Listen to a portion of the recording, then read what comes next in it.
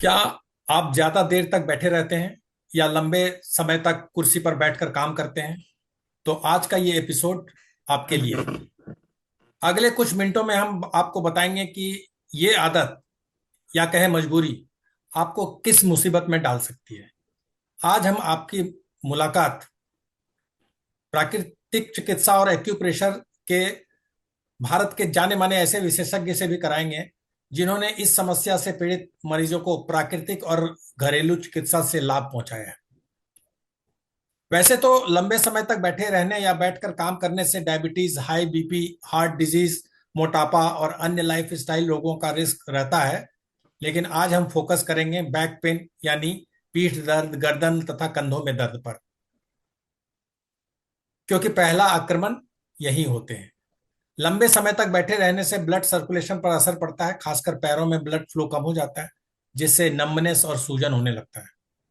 Extreme case में deep vein thrombosis का खतरा भी रहता है।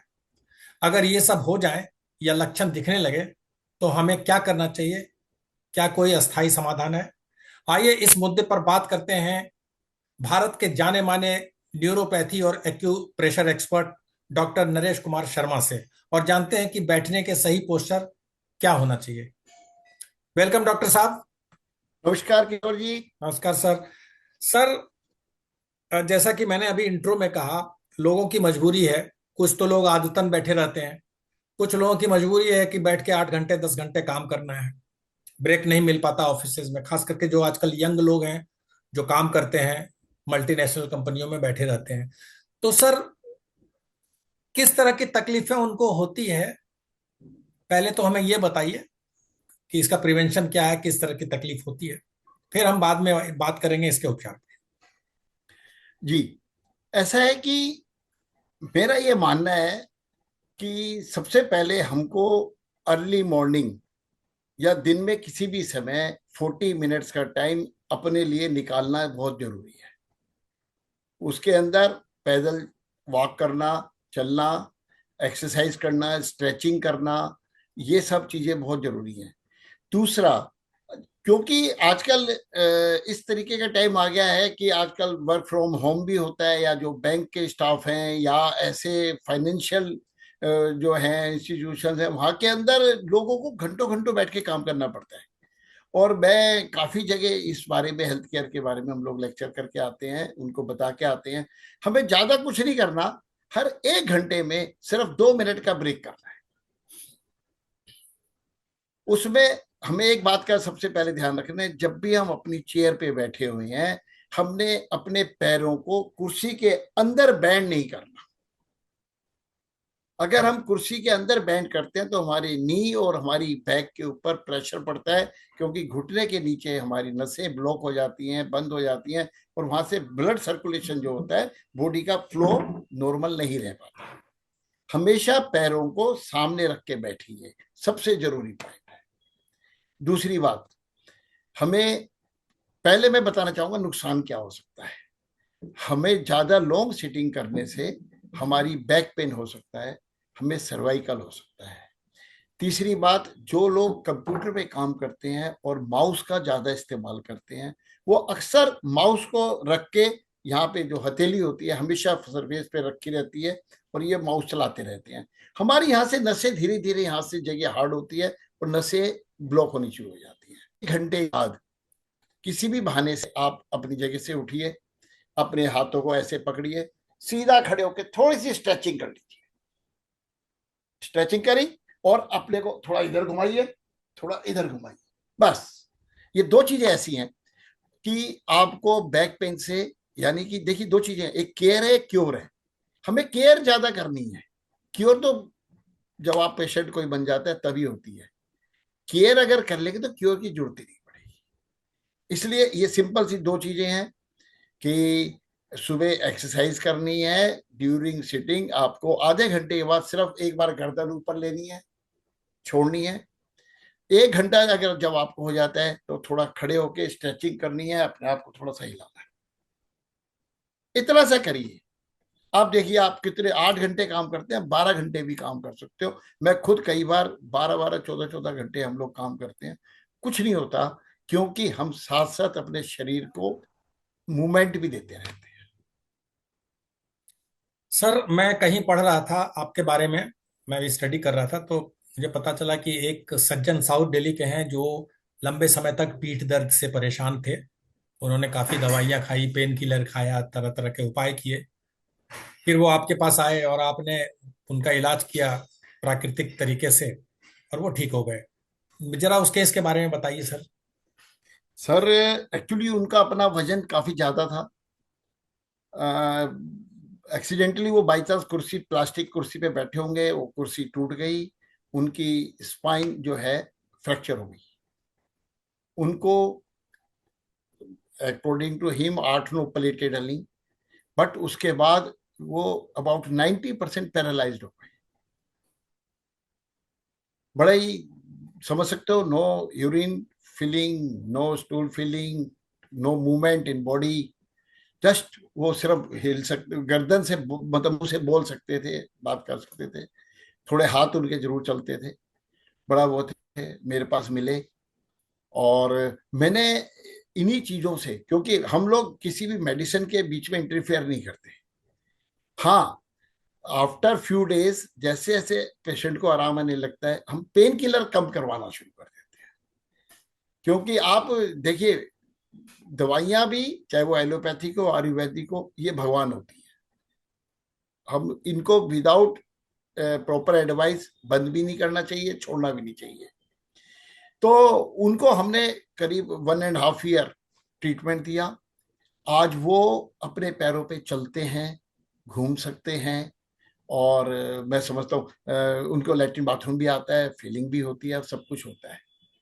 और ही इज नाउ हैप्पी। और ये सारी, ये हमने एक्यूप्रेशर, एक्चुअली कई प्रकार की चीजें हैं। जैसे एक वैक्यूम थेरेपी होती है, मैग्नेट थेरेपी होती है, वाइब्रेशन थेरेपी होती है, और एक्यूप्रेशर होता है। इस तरीके की चीजें जो होती हैं, ये सब चीजें आपको मैं बताऊं कि शायद इसमें कोई साइड इफेक्ट नहीं होते। और मैंने तो हजारों लोगों को देखा होगा, और बहुत लोग ठीक हुए हैं, बहुत लोग ठीक हुए हैं, और आराम मिलता है। सर आपने अभी बताया कि सुबह उठ के 40-45 मिनट चलना, और उसके बाद जो लोग काम करते हैं घंटों बैठकर, उनको 1 घंटे पर ब्रेक लेना और थोड़ा सा स्ट्रेच वगैरह करना। बहुत से लोग ऐसे हैं जिनके पास सुबह टाइम नहीं हो पाता है सर, जो वाकई नहीं हो पाता है। यहाँ से गुड़गांव जाते हैं, दूर जाते हैं नौकरी करने, टाइम बहुत लगता है। वो सुबह जल्दी जल्दी उठते हैं, नाश्ता करते हैं और भागते हैं। और कई काम में ऐसे भी हैं जो हर 1 घंटे पे, जैसे अभी आपने एग्जांपल दिया बैंक के फाइनेंस पे, अकाउंट्स पे बैठे हुए हैं, वो 1 घंटे में ब्रेक भी नहीं ले सकते हैं। जी, ऐसे लोगों के लिए क्या उपाय है कि बैठे बैठे वो क्या कर सकते हैं? देखिए ऐसा है, ऐसे लोगों के लिए ये प्लेट भी बड़ी यूजफुल है। एक्यूप्रेशर प्लेट है ये। दूसरी बात,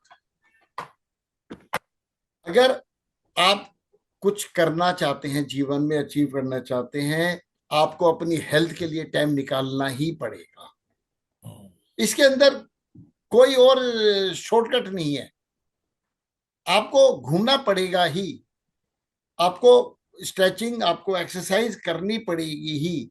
अगर ये नहीं करेंगे तो ऐसी कोई शॉर्टकट नहीं है कि जो घर बैठे हुए वो कर ले। मगर ये ध्यान रखिए, घर अगर फिर भी बिल्कुल टाइम ही नहीं मिलता तो आप क्या करिए। अगर आपको मान लीजिए घर पे आप काम कर रहे हैं, आपको फैन ऑन करना है या ऑफ करना है या लाइट जलानी है, आप खुद उठ के जाइए। बॉडी की मूवमेंट को कम नहीं करना हमने किसी भी कीमत पे।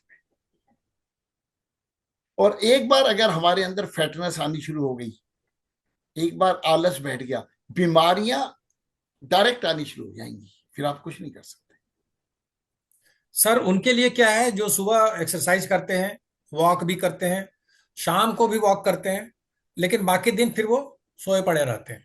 क्या उनको भी वैसा ही रिस्क है?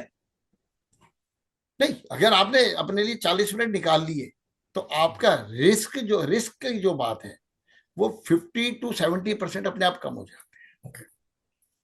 अगर आपने अपने लिए टाइम निकाल लिया।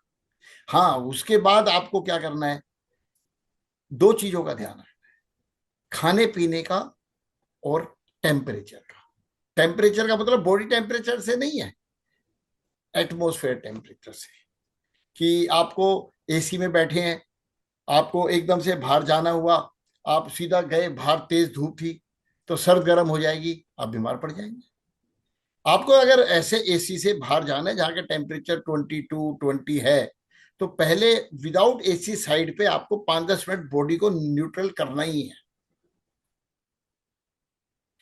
आपको थैंक देखिए यू। बिना केयर के, एक बड़ी अच्छी कहावत है किशोर जी, आग के अंदर आंख बंद करके अनजाने में हाथ डालिए या देख के डालिए, हाथ तो जलेगा। जी। ऐसे ही हमें शरीर की केयर तो करनी पड़ेगी, जी। नहीं तो एक्सीडेंट मीन्स बीमारी को पकड़ते हुए देर नहीं लगेगी। आपने एकदम से लिया, काफी लोग मैंने देखे हैं फ्रिज से सीधा बोतल निकालेंगे, ठंडा पानी cut cut cut cut P जाएंगे, फिर हाँ। कहेंगे हमारा गला खराब हो गया, हमको जुकाम हो गया। पानी को भी अगर ठंडा, आपको वैसे तो फ्रिज की चीजों को अवॉइड करना चाहिए, फिर भी आपका मन कर रहा है पीने के लिए, तो आप मुंह में थोड़ा सिप कीजिए, उसको टंग के ऊपर रखिए, थोड़ा उसको टेम्परेचर को नॉर्मल होने दीजिए, फिर अंदर पानी को सिप पीजिए, धीरे धीरे करके पीजिए। या नॉर्मल अगर पानी के साथ मिला के पिए। या पानी को मिला के पीजिए, बिल्कुल मिला के पीजिए, बट चिल्ड नहीं पीना।